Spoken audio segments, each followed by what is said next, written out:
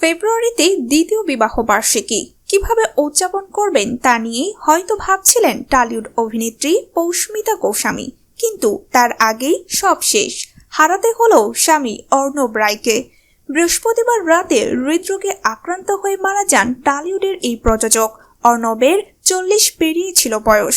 স্বামীকে হারিয়ে ভেতরে ভেতরে ভেঙে পড়লেও নিজেকে বাইরে থেকে শক্ত রেখেছেন পৌষ্মিতা।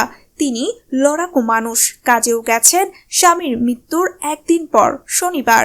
তিনি বলেন, আমার আর অর্ণবের মধ্যে একটা সোল কানেক্ট আছে। অনেক আগে চলে গেল আমাকে ছেড়ে।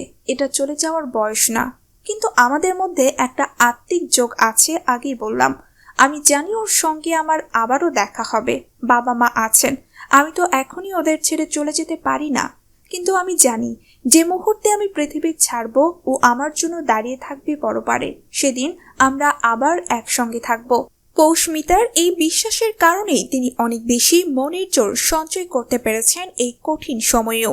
বলেছেন, আমি জানি তো আমাদের দেখা হবেই, তাই মনের জোর রাখতে পেরেছি। কাজেও জয়েন করেছি, কারণ অর্ণব চাইতো কাজ নিয়ে থাকতে। আমাদের একটা প্রযোজনা সংস্থাও ছিল, সেই কাজটা আমাকে একাকীই করতে হবে, তা না হলে পরপারে বকুনি খাবো। প্রিয় দর্শক, অর্ণব রায়কে নিয়ে আপনাদের মতামত জানিয়ে দিন আমাদের কমেন্ট বক্সে। ধন্যবাদ।